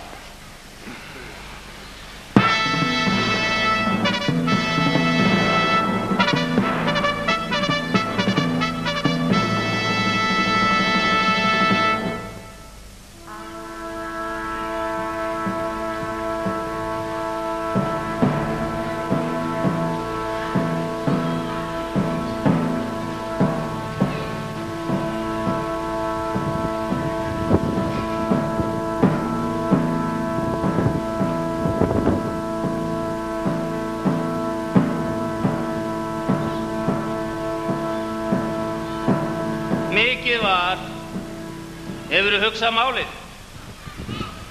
Ég hef fundið leið, held ég, sem allir geta sagt sig við.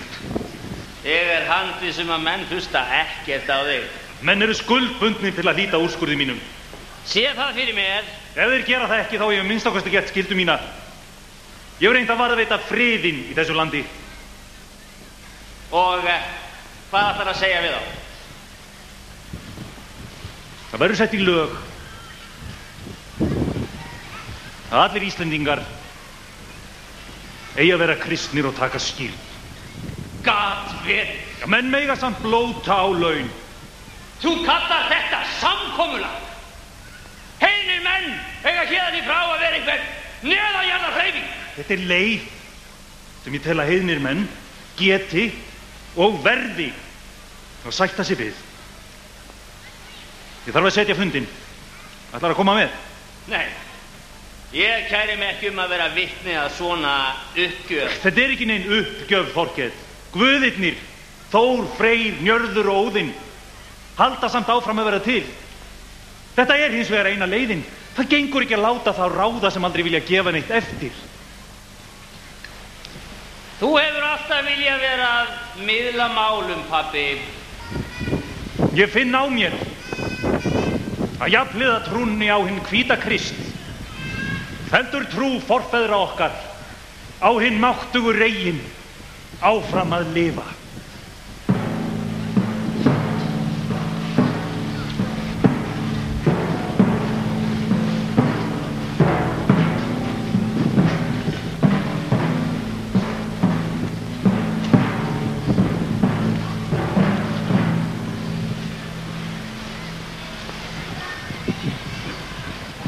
Mér þykir nú komið hag manna í ónýtt efni. En menn hafa eigi allir lög ein á landi hér. Það skulum eigi láta verða. Það mun af því ósætti vera vísa von að þær barsmíðar gerðist á milli manna landið eyddist af. Konungar úr Noregi og Danmörku höfðu haft ófrið og orustur milli sín langa tíð til þessuns landsmenn gjörðu frið á milli þeirra, þótt þeir vildu eigi. En það ráð gjörðist svo að af stundu sendust þeir gersemar á milli, enda kært friður sá meðan þeir lifðu. Nú þykir mér það ráð að við látum eigi þá ráða mest vilja í gegn gangast og miðlum svo mál milli þeirra að hafi hvorir tveggja nokkuð síns máls og höfum allir ein lög og einn sið. Því það mun satt verða við slítum sundur lögin að við munum slíta og friðinn. Þessi skulu lög vera á Íslandi. Allir menn skulu kristnir vera og skírn taka. Þeir áður óskýrðir eru á landi hér. Barnaútburð skulu standa hin fornu lög og hrossakjötsát. Menn skulu blóta á laun ef vilja, en varða fjörbaugsskarður ef vottum kemur við. Ég ét nú mitt hrossakjöt þegar mér sýnist. Málum borgið.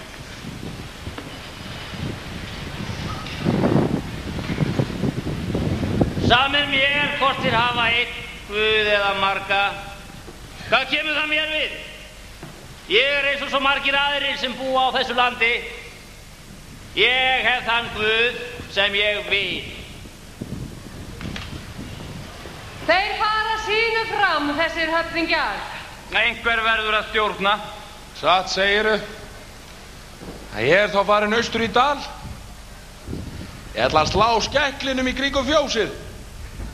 Þeir segja sprettan sé góð. Við dreymir ilm af nýrri töðu. Það var landið þeirra. Ég sé ennþá fyrir mér úðan yfir fossinum, hvítan og þungan. Ég heyri þungan nið.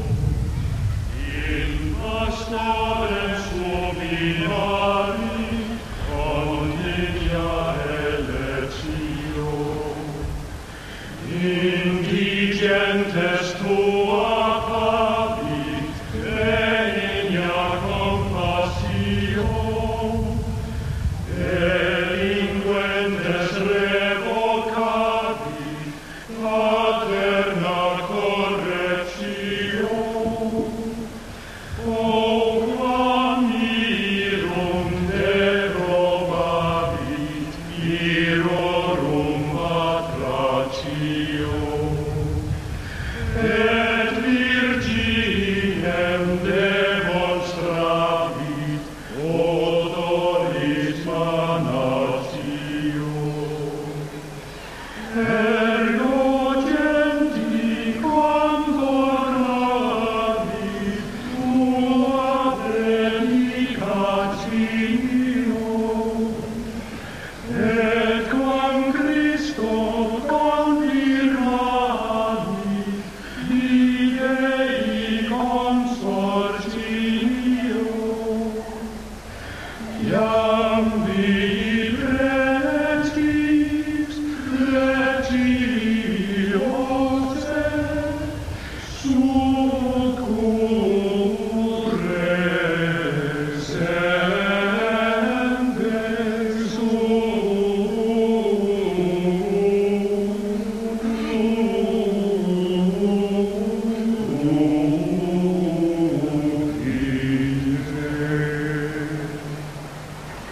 credo in unum Deum, Patrem omnipotentem, Factorem celi et terrae,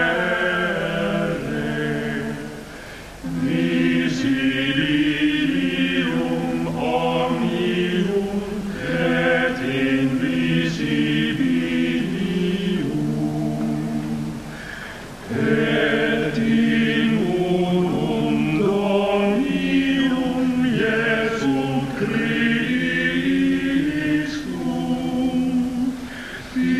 Filium Dei unigenitum,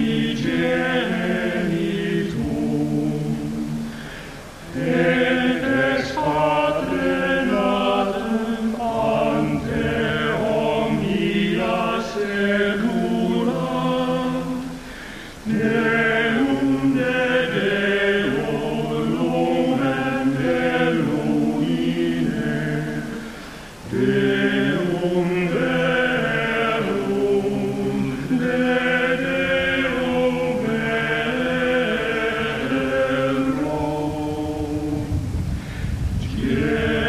Genitum non factum, consubstantialem Patri, per quem omnia facta sunt, id propter nos Domines, et propter nostram salutem, descending de celis, et incarnatus est de Spiritus Sancto, ex Maria Virgine, et homo factus est,